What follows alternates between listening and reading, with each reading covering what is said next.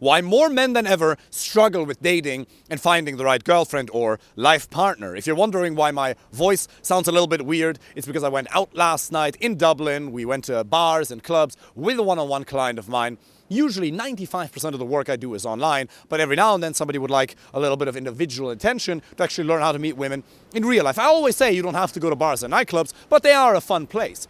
Nonetheless, today we're going to talk about why most men struggle today more than ever with meeting women or with creating an amazing social and dating life for themselves.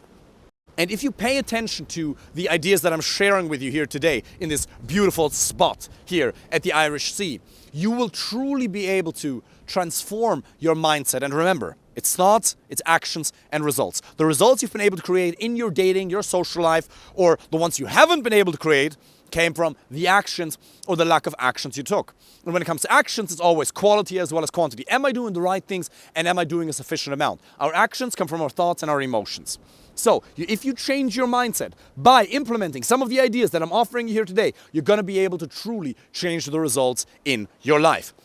So one of the things that's stopping a lot of people these days is remote work. A lot of men, whether you have your own business or you work for a tech company, a lot of people, especially over the last 2 to 3 years, have been forced to work from home. And while that has a lot of benefits, while that provides a lot of comfort, I'm sure you realize that comfort is not what makes you happy. It's great to be at home, especially if you're introverted and you get to cherish the time by yourself, but it does get lonely. And I know that for a fact because I have so many clients who work remotely, who come to me and they say, "Hey, David, I don't know how to meet women." Well, you go to even if you don't work remotely, even if you have your regular job, your routine is very isolated. Remote work is just one factor that contributes to the overarching first point, which is social isolation. I know people who are GPs or dentists who go through their same routine. They work, they come home, they go to the gym, they go rock climbing, maybe they do some CrossFit, and then they go home. They have the exact same routine every single day. And you have to understand where it comes from. Our society, especially in the US, is very I-focused. It's very focused on the individual, on individual thriving. And I believe that's amazing. I'm here to help you thrive individually. I believe the individual comes first because if you as an individual assume responsibility for your happiness, then you're going to be able to make other people happy. You're only going to be able to be a good force in life for yourself and for other people if you make yourself strong and happy first. But it also has a negative side effect that we lose a lot of the sense of community in a lot of other places around the world. I have a friend of mine, I'm not going to reveal which particular Latin country he comes from for privacy's sake, but he told me that in his country, it's completely normal to live with your family or to go out with the boys when you grow up as a teenager or in your early 20s and you go and meet women. That sense of doing things together, and this role model point is something I'm going to talk about in a minute. But this idea of belonging, togetherness, having people around you, that social component really matters. And you might say, David, well, how the hell is it supposed to help me to have my family around me, to live with my parents or my siblings, or to have close friends? How is that supposed to help me find the right one? Well, you have to understand that the number one reason for anxiety, depression, or addictions, or simply the reason for your lack of happiness is a lack of high-quality social contact. And if you're not as happy as you could be, remember, it's not just thoughts that create actions and thereby results, but it's also your emotions. And emotions are really what get us to take action. And if you don't elevate your base level of happiness by having high-quality social contact, by having a sense of community, you're not going to be able to take the most constructive actions and face challenges. Like going out there and a rejection by a woman that you may be crushing on, that you may have fantasized about, or even just a random stranger that you met on Bumble or in a bar or in a shopping mall, feels so much more severe if you don't have that psychological grounding of the people around you. Jordan Peterson says, sanity is not something that we have within ourselves, but it's something that's outsourced among the social network. You need people around you. Social isolation is one of the biggest causes for unhappiness and for a lack of constructive actions. Because again, if your baseline levels of happiness were higher, you know that. You take more constructive actions. Those days where you just feel better. You eat healthier. Maybe instead of having chocolate or bacon for breakfast, you have a green smoothie. You're gonna go to the gym. Maybe instead of scrolling through TikTok or watching amazing Instagram reels or some not so amazing ones, you watch an Andrew Huberman lecture about supplements, for example.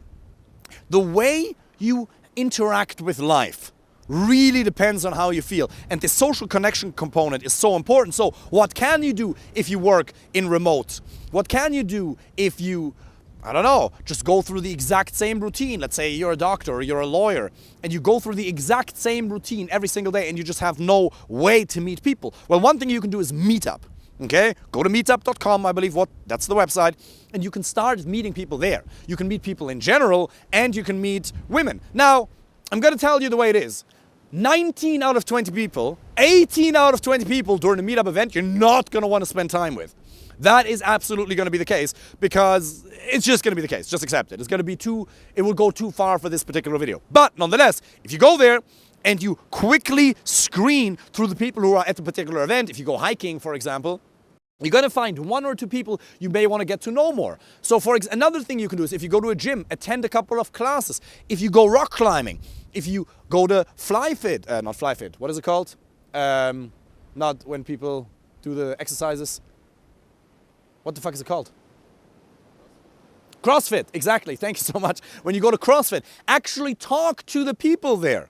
Don't just go there, attend the class, be in your own little world, and go back home.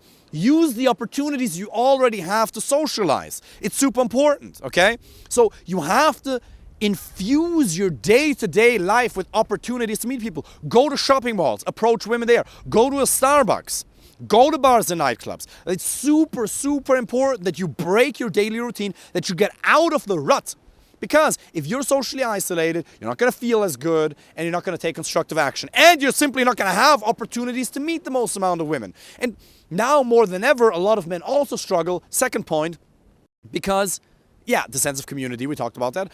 But dating apps are something that's absolutely amazing, something that I teach in my coaching program, that's something that you can go figure out by yourself if you want to, that is super powerful, but it's also a tool that can fuck with your dopaminergic system and it can really crush your sense of self-esteem. I know so many men who make their self-worth dependent upon the matches they get or the conversations that die out. I know people who get hit real hard by the fact that she stops responding. Now, obviously, it's just a skill set. You haven't learned how to create an amazing online dating profile. You can absolutely learn that. But if you don't use them the right way, or if you don't have the right mindset towards dating apps, they can really foster a sense of a lack of self-worth. Well, I must be a piece of shit because I'm getting no results, or I'm only meeting the wrong type of women, and it just never leads anywhere. I'm not able to meet either the right quality women, or I'm barely getting any results. And it's so easy to hide behind your screen. There's so many of my clients, frankly, who come to me and they just want me to help them with online dating, which I absolutely do. It's amazing. And I would say, I don't know how many, but a large percentage of the clients who come to me, they actually end up finding the right one through online dating apps. And you can figure that out by yourself. You don't have to book a coach, but it helps. But what actually happens later, and I probably shouldn't even be telling you this, but I'm going to tell you anyway. What actually happens later is they learn about online dating and they get great results, but also we have a massive focus on real life interactions because it's so easy to hide behind the screen. But how the hell are you supposed to have a good performance on the date? How the hell are you supposed to communicate your personality authentically and effectively if all you do is fucking swipe and text and with your inferior texting skills? If you never learn how to actually strike up a conversation, make her laugh, be witty, use storytelling, push-pull, disqualification, teasing, how to relate to her and actually create a man-to-woman connection, pardon me. And the way you do that, the way you increase your performance on the dates is by having a lot of interactions. You can go to shopping malls, you can go to the gym, you can go to the sauna. They go to meetup groups. There's so many possibilities. But again, it comes back from use dating apps. They're fantastic. But also, for God's sake, get out there and create opportunities on a daily basis. At least 3 to 4 times a week where you go and socialize. Andrew Huberman talked about that in an episode on his YouTube channel recently. He's a lecturer at Stanford. He's a professor at Stanford University. And he says that, yes, obviously, we need deep social connections. But not just that, we also get a lot of happiness from short and superficial interactions. And that's something that goes against what we've been taught, right? Happiness comes from deep, meaningful relationships. Of course, this is what I'm all about. But also going out there and having other people smile at you, having a brief interaction with a woman, even if she rejects you, and she might say, thank you so much, I really appreciate it, but my husband is actually over there, and she smiles at you, and you can, or you have a really good interaction, you ask for the number, and she says, oh, I'm so sorry, I have a boyfriend, and you can see the regret in her face. You can see that she actually feels a little bit bad about the fact that she has a boyfriend. These little interactions, they contribute to something called the winner effect, because you realize, oh wow, I am desired. Eye contact, little moments of people smiling at us, men as well as women. That's why even when you go to the supermarket, have a 30-second interaction with a person behind the till. Hey, how's your day going? Busy day. Normal chit chat. Vibe with them, especially if you're living in a town and you have the regular places that you go to. Spend 30 more seconds, 2 minutes talking to the receptionist, talking to the cleaner. And I did that way before I ever realized that you get a lot of benefits from that.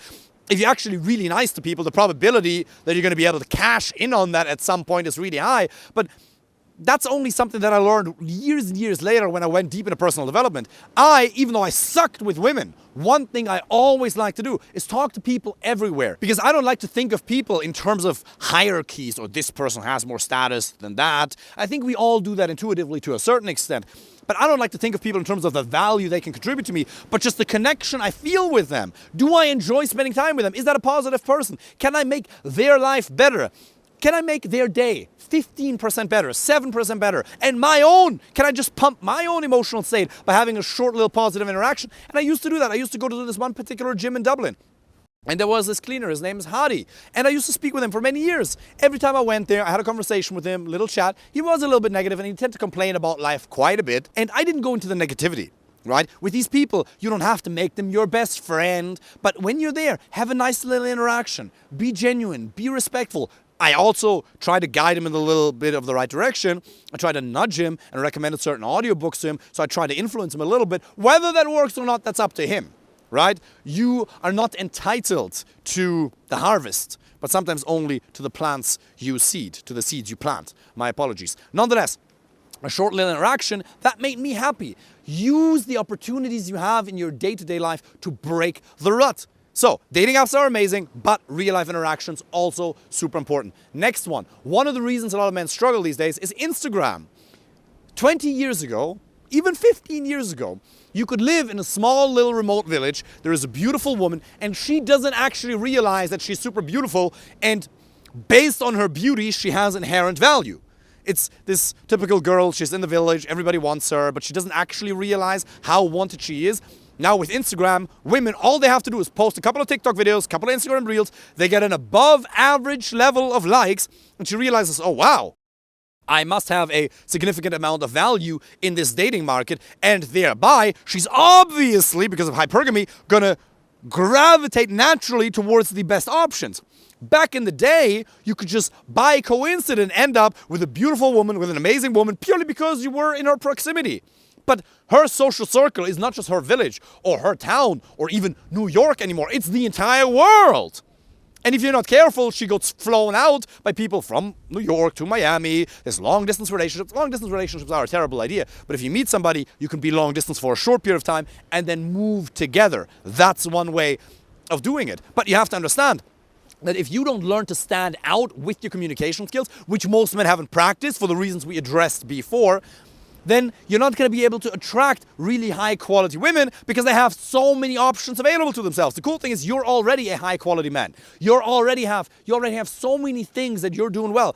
You're already an achiever, aren't you? So your inherent value, the product, who you are, is already great. But it doesn't matter if you don't learn to communicate it effectively. So you have to create opportunities for yourself, because Instagram has made women aware of the value they have. So if you want to be considered a top tier man, you have to communicate as such. Now, Instagram does give you the possibility, does give you the chance to actually reach out to those type of women. You can actually use Instagram to send direct messages, something that's taught in detail in my coaching program. Apply for a free initial call or try to figure it out yourself. It's also a possibility. Another reason why men struggle these days is they don't have role models. Remember how I spoke about my friend earlier who lives in a certain Latin American country, and he said for us it was completely normal to go out with the boys and hit on women. Granted, in certain Latin American countries, Like in Brazil, a lot of women say a lot of men are extraordinarily disrespectful and they're almost way too aggressive in their behavior. So we don't want that. But at least they learn to make a move. You can criticize that and you shouldn't behave like that at all. You should be very calibrated, very respectful in your approach at all times. But at least they learn to approach. At least they learn how to spark a conversation. Most men these days who are so good, who are so kind-hearted, are absolutely and utterly fucked because they haven't practiced. Not because they're lacking something, but simply because they have not developed the skill set. So it is absolutely a skill set you can develop. And the last reason that I want to talk to you about today is simply a lack of positive reference experiences. You don't even know how good it can be. That lack of role models, that father, that uncle that you didn't have, or maybe your father, like my father, wasn't the best at dating and relationships and he stumbled into an unhappy marriage with your mother, huh? That lack of role models leads to a lack of positive experiences. I remember I was in high school and there was this guy. He was absolutely cool. He had swag. And I never identified with being the cool guy because I was just like nice. I liked to hang out with the guys, shoot the shit, but I was never the cool guy, the guy that everybody liked. But I'm sure you know the guys. I know in the US it's probably the guys who play football, right? All the football players, they're the cool guys. Probably that. The equivalent of that, this guy played football. In Germany, the equivalent of rugby or football, or whatever it is European football with a round ball. And this guy was liked by everybody. He was charming, he was teasing. All the girls liked him, all the guys liked him. And one day, I know we were like, 11 years old or something, he takes a stick and pokes this girl in the ass. It's like, you know this little stick that's next to the board, the chalkboard, whatever you call it in school, that teachers used to point shit out with back in the day, and he just pokes the girl in the ass. And she's like, oh my God, don't do that, ah. And I was like, oh wow, that seems to work. So my stupid 11-year-old ass takes a stick and just pokes another girl in the side of the cheek. And she goes, you're an asshole. Why did you do that? I'm going to tell the teacher. And I'm like, I'm so sorry. He did it. I thought it was going to work. So I, from an early age on, lacked positive reference experiences. But this guy, part of the reason he had so much swag was because he was validated so soon. He had this winner effect kicking in from a very early age. He was validated in a sense of a man, in a sense of manlyhood, or in a sense of identity from other people and women from an early age on. And you have to understand, the reason you're struggling right now is not because there's anything wrong with you, not because you're not good looking enough, not because your dick is too small, not because of all the reasons, all the excuses you might be making because women are evil. None of that. You simply lack positive reference experiences. You don't even know how good life can be when you have amazing, high-quality male friends. If you have a bachata school that you can go to, if you have a jiu-jitsu school that you can go to, if you have an amazing woman in your life, or even if you just know how to walk out to a shopping mall, a bar, a nightclub, how to use online dating effectively and actually have a constant stream of high-quality options. And you don't need to do that forever. 3 to 6 months, 9 months maximum if you do it right and you can find an amazing person. You truly can find an amazing, because most people who are watching this, you don't want to be out in this dating thing forever. I get it. You just want to find one person that you can have a family with, somebody who shares your values. She doesn't have to be a top model, but she's like attractive. There's a sense of passion. She takes care of herself. I get it. But to get there, you have to create these options for yourself. So let me tell you this. Life can be amazing. All you have to do is one step at a time. If you want unusually great results, go to unusual places. Advance confidently in the direction of your own dreams. Infuse your day, or at least your week, several times with opportunities to meet people. Be that you attend a bachata and a salsa school, at jiu-jitsu, you go to bars and clubs, online, but you have to have a real-life component. Online dating is amazing and it's super efficient. You touch your phone, a woman appears. If you learn how to use the algorithm correctly, if you set up your profile correctly. But if you just put one foot in front of the other, you can learn to become more confident. You can learn to become more expressive in your being, in your sense of who you are with women, no matter how attractive she is. You can learn to overcome this sense of fear that you might sense when you want to approach somebody. You can learn to not fear rejection anymore. It's absolutely possible. Just put one foot in front of the other and understand the challenges that you're presented with being a man in the year 2023.